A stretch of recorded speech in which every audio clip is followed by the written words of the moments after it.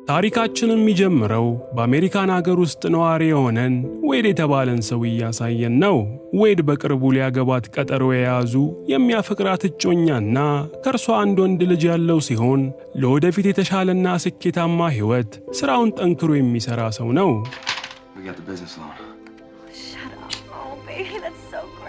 አንድ ምሽት ላይ ግን የዚህን በተስፋ የተሞላ ቤተሰብን የወደፊት ዕጣ ፋንታ የሚያጨልም እጅግ አሳዛኝ ነገር ይፈጠራል። በአንድ ውድቅት ሌሊት ላይ እነ ዌድ ተኝተው ባለበት ወቅት አንዳች ድምፅ ከወደ ሳሎን ይሰማና ዌድ ከእንቅልፉ ይነቃል። ፍቅረኛውንም ይቀሰቅሳትና ሌባ ነው መሰለኝ የገባው ብሏት በመጀመሪያ ቶሎ ብለው ወደ ልጃቸው መኝታ ክፍል ይሄዳሉ። ልጃቸውንም ክፍሉ ውስጥ በደህና ሲያገኙት ዌድ እጮኛውን አንቺ ከእርሱ ጋር ቆይ ብሏት ይወጣል። ዌድም ማን ቤቱ ውስጥ እንደገባ እየፈለገ ሳለ ድንገት የገባው ሌባ ዌድን ገፍትሮት እየሮጠ ከቤቱ ይወጣል።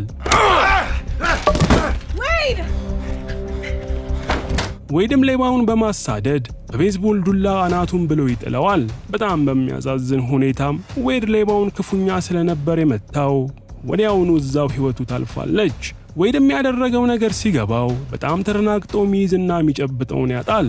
ከዚያም ፖሊሶች ወዲያው በቦታው ደርሰው የተፈጠረውን ነገር ማጣራት ይጀምራሉ።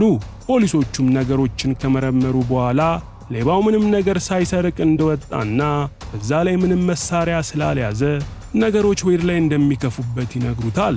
ከሁሉ በላይ ደግሞ ሌባውን የገደለው ከነሱ ቅጥር ውጭ ስለነበር ዌድ በግድያ ወንጀል መታሰሩ እንደማይቀር ያስረዱታል። ዌድና እጮኛው ግን የተፈጠረውን ነገር በሙሉ ለፖሊሶቹ ለማስረዳት ቢሞክሩም ፖሊሶቹ ግን የፈለገ ነገር ብትሉ ምንም ማስረጃ ስለሌላችሁ ቃላችሁ ብቻ በቂ ሊሆን አይችልም በማለት ዌድ ወደ ዘብጥያ ይወርዳል። በስማም 200 ሺህ ልንገባ በጣም ትንሽ ነው የቀረን። በቃ አታስለምኑኝ፣ ዝም ብላችሁ ብቻ ሰብስክራይብ አድርጉ። ዌድም በማረፊያ ቤት የመጀመሪያ ቀኑ እስረኞቹ ያሰቃዩታል። ጨዋና ስርዓት እንዳለው ተገንዝበውም ነገር እየፈለጉ ቁም ስቅሉን ሲያሳዩት ይውላሉ።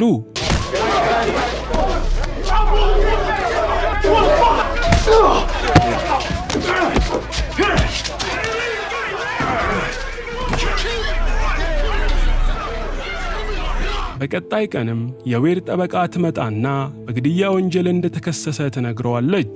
ፖሊሶቹ እንዳሉትም ሌባውን የገደለው ከቤቱ ውጪ ስለሆነና ሌባው ምንም መሳሪያ አለመያዙ በዛ ላይ ምንም አለመስረቁ የዌድን የእስር ጊዜ በጣም ከፍ ሊያደርጉበት እንደሚችሉ ታረዳዋለች። ነገር ግን የቻልነውን ሁሉ ተሟግተን እንድትፈታ እንጥራለን በማለት የተስፋ ቃል ሰጥታው ትወጣለች።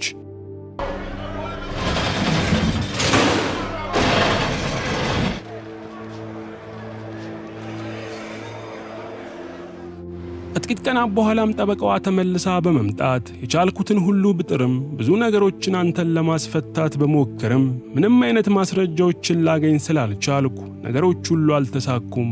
ስለዚህ አሁን ያለክ ብቸኛ አማራጭ ትንሽም እንኳን ቢሆን የእስር ጊዜህን እንዲቀንሱልክ ፍርድ ቤት ቀርበክ ሁሉን ነገር እመን ትለዋለች። ዌድም ምንም አማራጭ ስላልነበረው ጠበቃዋ ያለችውን በማድረግ ለፍርድ ቤቱ ሁሉንም ነገር ይናዘዛል። ፍርድ ቤቱም ዌድ ላይ 3 ዓመት ፈርዶበት ዌድ ከሌሎች እስረኞች ጋር ተደርጎ ወደ አንድ ትልቅ እስር ቤት ይወሰዳል። ወደ እስር ቤት እየተወሰደም ባስ ውስጥ አንድ ትልቅ የሚፈራ የጋንግስተሮች መሪ የነበረ ሲሆን ይሄ ሰው ድንገት ብድግ ብሎ በመነሳት አንድ እስረኛን እዛው በተቀመጠበት ወቅቱ የገለውና የወጋበትን ጩቤ ጃክ ለተባለ ልጅ ይሰጠዋል። ጃክም ጩቤው እርሱ ጋር ከተገኘ የእስር ጊዜው እንደሚጨምርበት ገብቶት ቶሎ ብለው እሱም ጩቤውን ከፊቱ ለነበረው ዌድ መቀመጫ ላይ ይደብቀውና ለአንድ ሰው ትንፍሽ ላለው ብትል እስር ቤት እንደደረስን ነው የምንገል በማለት ያስፈራራዋል። ፖሊሶቹም ጩቤውን ዌድ መቀመጫ ስር ያገኙትና ዌድን ወስደው ምን እንደተፈጠረ እንዲናገር ያስጨንቁት ይጀምራሉ። ዌድ ግን ከተናገረ እስረኞቹ እንደሚገድሉት ስለሚያውቅ ፖሊሶቹ ለሚጠይቁት ጥያቄ በሙሉ መልሱ አላቅም ይሆናል።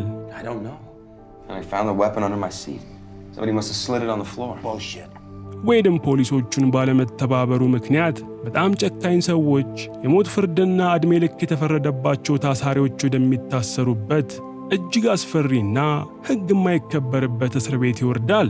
ይሄ እስር ቤትም በጣም ጋጠወጥና ምንም ሕግ የሌለበት ሲሆን ታሳሪዎቹ ብቻ ሳይሆን ፖሊሶቹም ጭምር ታሳሪዎቹን አንድ ክፍል በማስገባት እርስ በርስ እያደባደቡ ቁማር በመቆመር ብዙ ሕገወጥ ሥራዎችን እንደሚሰሩ እንረዳለን። ወይድም ወደዚህ እስር ቤት ተወስዶ ከታሰረ በኋላ አንድ ቀን እስረኞቹ ወደሚደባደቡበት አዳራሽ ይወሰዳል።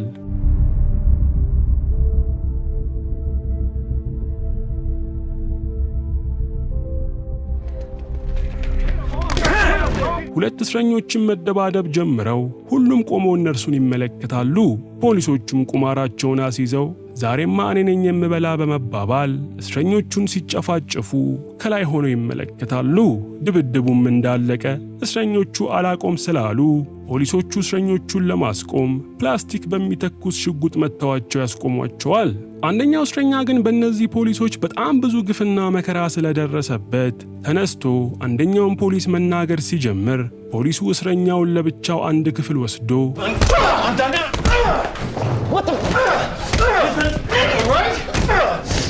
ክፉኛ ቅጥቅጥ ያደርገዋል። እንዲህም እየቀጠለ ዌድ እዚህ እስር ቤት ከታሰረ 3 ወራቶች ያልፋሉ።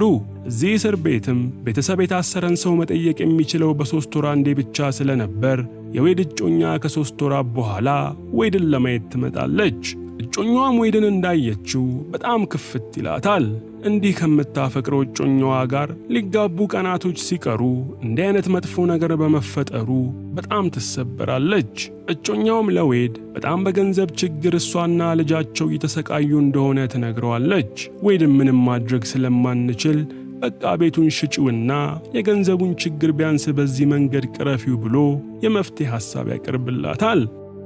በሚቀጥለው ቀንም አዲስ ታሳሪ ዌድ ክፍል ይመደባል። ይህ ታሳሪ ስሙ ጆን የሚባል ሲሆን በፊት የነበረበትን እስር ቤት በእሳት አቃጥሎ ዕድሜ ልክ ተፈርዶበት ወደዚህ እስር ቤት እንደተዘዋወረ እንረዳለን። ጆንም ወደ ዌድ ክፍል እንደገባም እዚህ ሁሉንም ነገር የሚሆነው እኔ በፈለግኩት መንገድ ነው በማለት ዌድን ሲናገረው ዌድም ምንም አይነት ጸብና ሁካታ ስለማይፈልግ ጆንን መታዘዝ ይጀምራል። በሚቀጥለው ቀንም እንደተለመደው እስረኞቹ ወደሚደባደቡበት ቦታ ይሄዳሉ። በዛም ዌድ ጃክ የተባለውን ባስ ውስጥ ቢላዋውን የሰጠውን እስረኛ ያገኘውና ጃክ ለዌድ ለፖሊሶቹ ምንም ነገር ባለመናገርክ አለቃችን ኮርቶብካል ብሎ ይነግረዋል። ሁሉም እስረኞች ደግሞ ጆንን ሰላም ካሉት በኋላ ለካ ጆን እስር ቤት ለእስር ቤት ሲያካልል የኖረ አደገኛ ወንበዴ ስለነበር በሁሉም እስረኞች እንደሚፈራና እንደሚከበር እናያለን።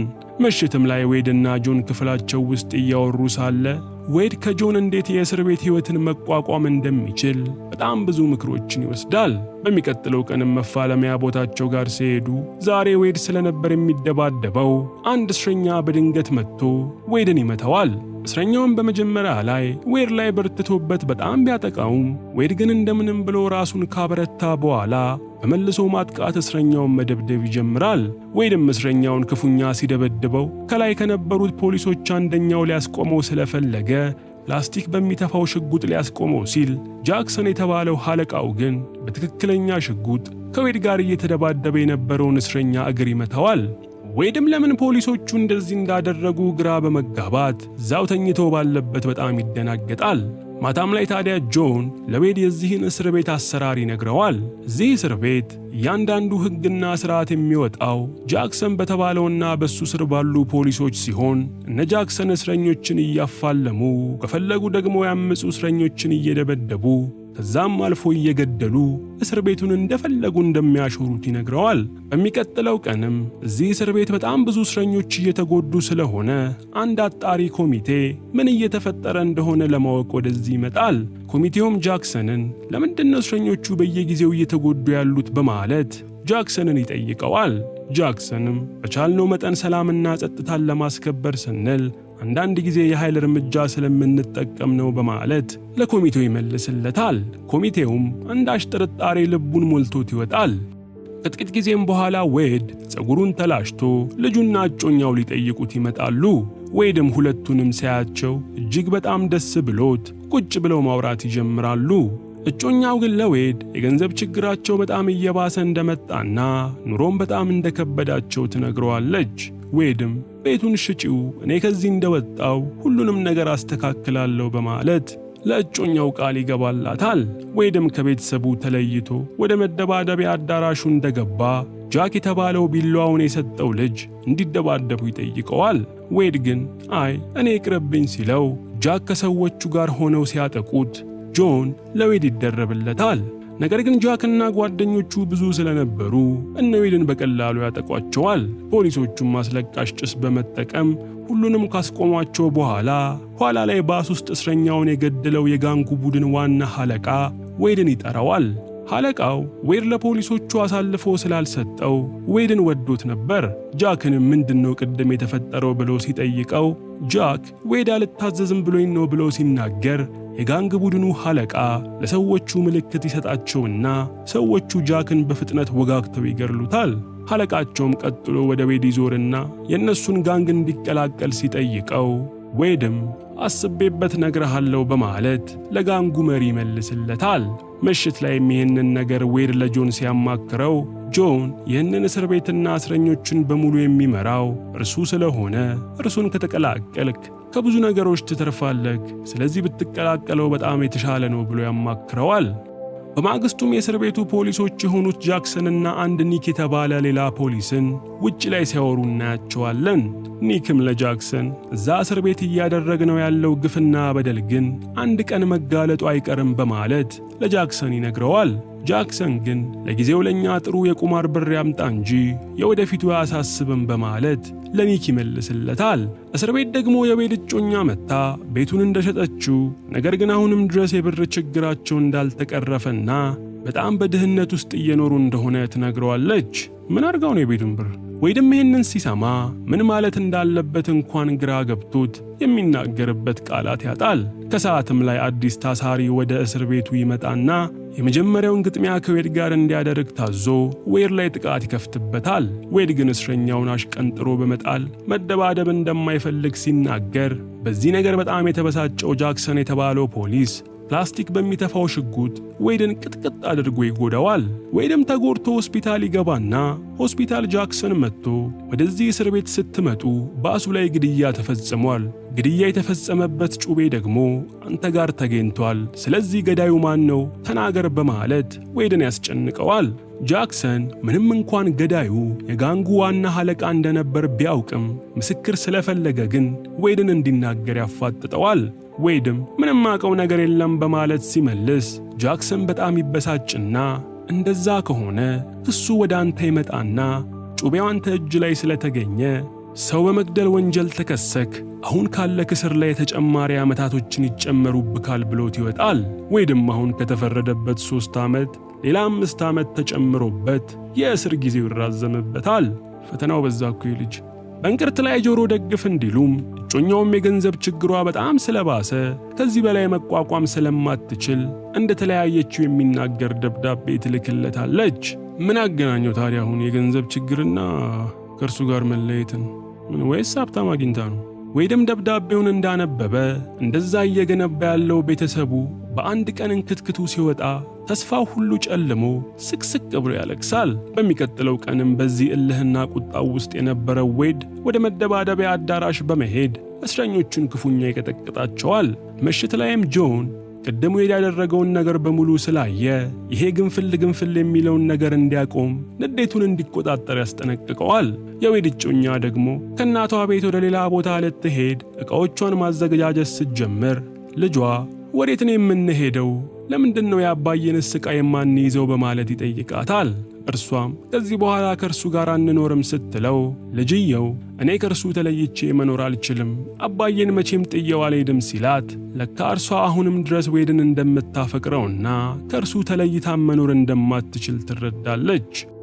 በሚቀጥለው ቀንም ዌድ ጋር በመሄድ ስለ ሁሉም ነገር ይቅር በለኝ፣ የፈጀውን ጊዜ ፍጅ እንጂ ከዚህ እስክትለቀቅ ድረስ እጠብቅሃለሁ በማለት ተስፋ አጥቶ ደርቆ የነበረውን የዌድን ሕይወት ነፍስ ትዘራበታለች። ዌድም ይህንን ሲሰማ እጅግ በጣም ደስ ብሎት የሚይዘውና የሚጨብጠውን ያጣል። ለጓደኛው ጆንም ይህንን የምስራች ይነግረዋል። ሁለቱ ቀጥለውም እዚህ እስር ቤት በእስረኞች ላይ የሚደርሰው በደልና ግፍን ለማጋለጥ ይወስናሉ። ያ ጃክሰን የተባለውን ጨካኝ አረመኔና ፖሊስን መሰሪነቱን አጋልጠው ሊያስይዙት ይስማማሉ። በማግስቱም ዌድ ጃክሰን ጋር በመሄድ አደገኛ የተባለውን እስረኛ መፋለም ፈልጋለሁ በማለት ይነግረዋል።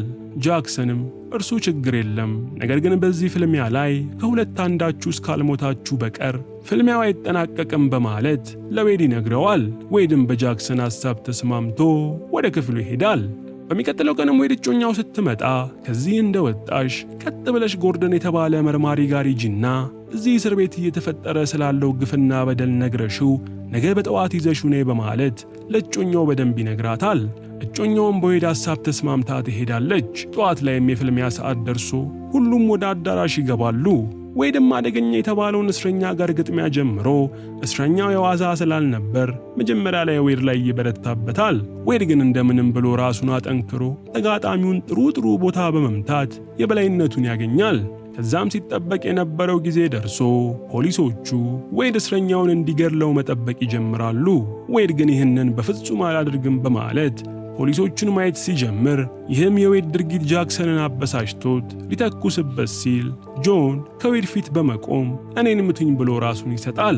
ሁሉም እስረኞች አንድ በአንድ ዌድን በመሸፈን ራሳቸውን ከፊት አድርገው ዌድን ይከልሉታል። ጃክሰንም በዚህ በጣም ተበሳጭቶ እያንዳንዳቸውን ሊያጋድማቸው ሲል ባልደረባው ኒክ ተው ስሜታዊ አትሁን ብሎ ያስቆመዋል። ጃክሰንም ሁሉንም እስረኞች ወደ ክፍላቸው እንዲመለሱ ያዝና ሁሉም ወደ የክፍላቸው ይገባሉ። ብዙም ሳይቆይ ግን ዌድና ጆን ክፍል አንድ ፖሊስ መጥቶ ወደ መደባደቢያ አዳራሹ እንደተጠሩ ይነግራቸዋል። ዌድና ጆንም እዛ ሄደው የሚሆነውን ነገር እየጠበቁ ሳለ ጃክሰንና ኒክ ወደ አዳራሹ ይገባሉ። ጃክሰንም ሁለቱንም ሊገላቸው ሲሆን ያስጠራቸው ባልደረባው ኒክ ግን ተው ይቅርብክ ብሎ ይመክረዋል። ውስጥ ከነበሩት ፖሊሶች ደግሞ የጃክሰንን ድርጊት የማይቀበሉት በድብቅ የካሜራውን መቆጣጠሪያ ያበሩትና የሚሆነውን እያንዳንዲቷን ነገር መቅረጽ ይጀምራሉ። ጃክሰንም የባልደረባው ኒክን ምክር አልሰማም ብሎ ጩቤ ይዞ ወደ ዌድ ጋር በመሄድ ሊገለው ሲል ጆን ደብቆ ይዞት በነበረው ቢላዋ የጃክሰንን እግር ይወጋዋል። በዚህም ጊዜ ከላይ የነበረው ፖሊሱ ኒክ ደንግጦ ሽጉጥ ከላይ ሲተኩስ ጆንን ይመታዋል። በዚህም ጊዜ ባለፈው መጥተው የነበሩት ኮሚቴና የዌድ እጮኛ የጠራችው ጎርደን የተባለው መርማሪ በእስር ቤቱ ደርሰው ሁሉንም ነገር እንደተረዱ እናያለን። ጃክሰንና ባልደረቦቹ ሲያደርጉት የነበረውን እያንዳንዲቷን ነገር እንዳወቁ ይናገራሉ። ነገር ግን ጃክሰን ብዙ ደም ፈሶት የሞተ ሲሆን በሽጉጥ የተመታው ጆንም እዛው ሕይወቱ ታልፋለች። ሌላ ብዙ ማስረጃዎች የሚወጡና ዌድ ባስ ውስጥ ማንንም እንዳልገደለ ተረጋግጦ ተጨምሮበት የነበረው የእስር ጊዜ ይሰረዝለታል። ዌድ እስካሁን ድረስ 18 ወራትን ታስሮ የቆየ ሲሆን የቀረውም 15 ወራቶች ብቻ ነበሩ። ምስጋና ለሱና ለሞተው ጓደኛው ጆን ይግባና እንደዛ አመጽና ወንብድና የሞላበት እስር ቤትም በመጨረሻም ሰላምና መረጋጋትን አግኝቶ ዌድም የቀረችውን 15 ወራት ጨርሶ በመጨረሻም ከእስር ይፈታል። ዌድም ውጪ ላይ ሲጠብቁት የነበሩት እጮኛውና ልጁ ጋር ሲገናኝ እያየ ነው ታሪካችን ያልቃል።